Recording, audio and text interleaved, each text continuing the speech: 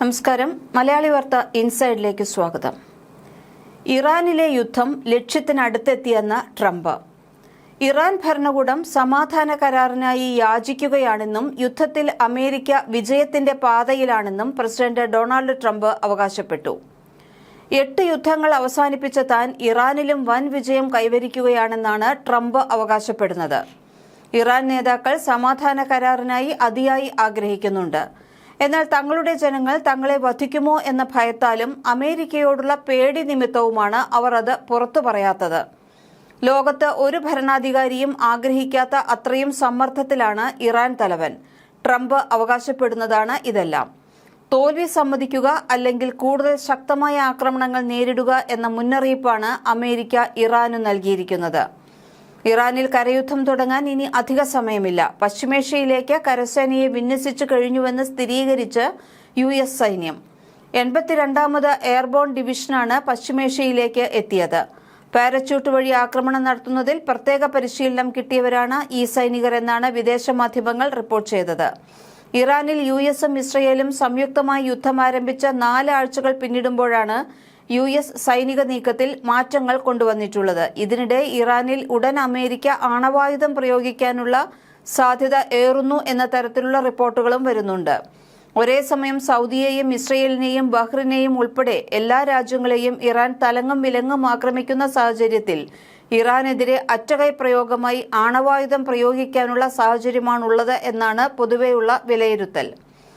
കീഴടങ്ങാൻ ഒരുക്കമല്ലെന്നും അമേരിക്കയുടെ നിബന്ധനകൾ പാലിക്കാൻ പറ്റില്ലെന്നും ഇറാൻ നിലപാട് സ്വീകരിച്ചതോടെ പശ്ചിമേഷ്യയിൽ ഇപ്പോൾ ഭയാനകമായ സ്ഥിതിവിശേഷമാണ് ഉള്ളത്.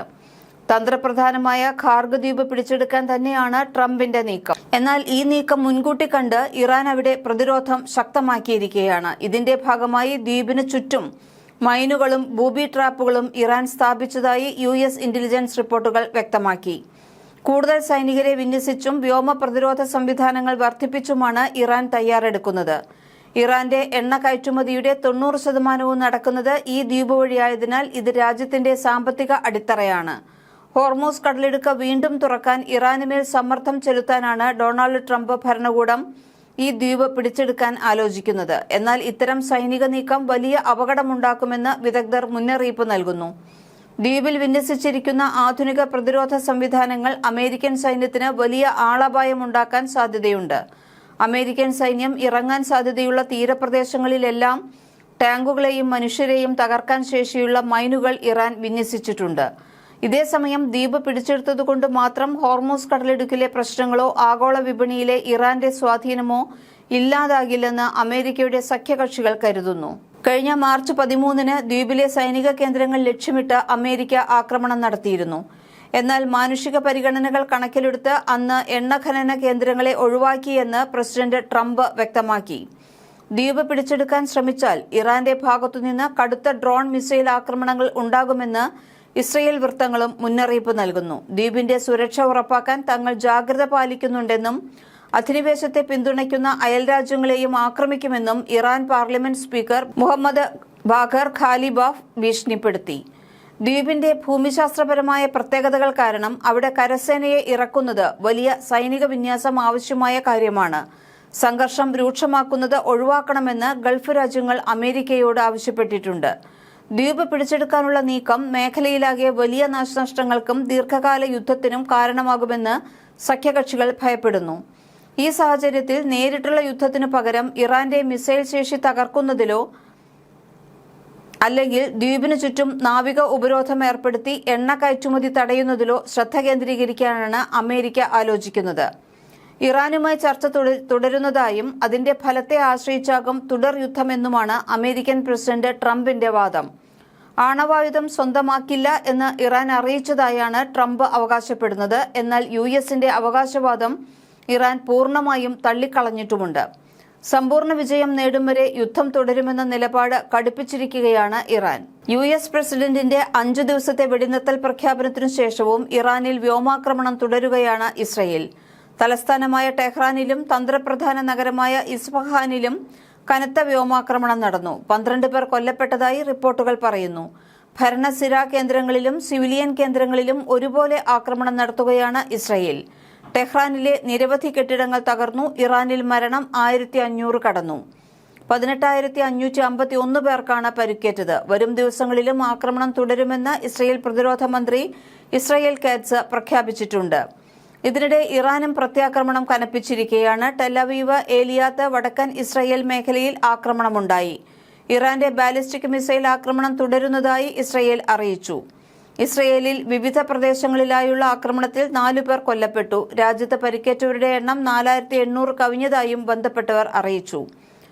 അമേരിക്കൻ വിമാനവാഹിനി കപ്പലായ USS എബ്രഹാം ലിങ്കണ് നേരെ ക്രൂസ് മിസൈൽ ആക്രമണം നടത്തിയെന്ന് ഇറാൻ അവകാശപ്പെട്ടു. എന്നാൽ ഇറാന്റെ വാദങ്ങൾ പൂർണ്ണമായും തള്ളിയ US സെൻട്രൽ കമാൻഡ് കപ്പൽ സുരക്ഷിതമാണെന്നും തങ്ങളുടെ സൈനിക നീക്കങ്ങൾ തടസ്സമില്ലാതെ തുടരുകയാണെന്നും വ്യക്തമാക്കി.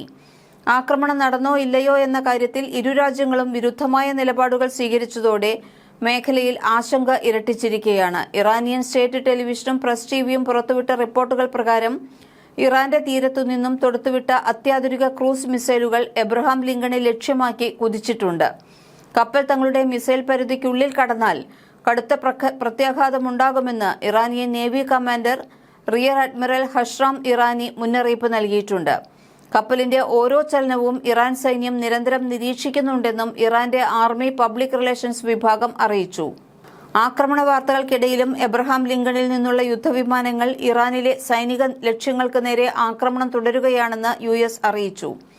ഇതേസമയം ഇസ്രയേലിലെ ഹൈഫ, ഡിമോണ എന്നിവയുൾപ്പെടെ 70-ലധികം കേന്ദ്രങ്ങളിൽ മിസൈൽ ആക്രമണം നടത്തിയതായി ഇറാൻ സൈന്യം അവകാശപ്പെട്ടു. കൂടാതെ മേഖലയിലെ അമേരിക്കൻ സൈനിക സാന്നിധ്യത്തിന് നേരെയും കടുത്ത ആക്രമണം ഉണ്ടായി.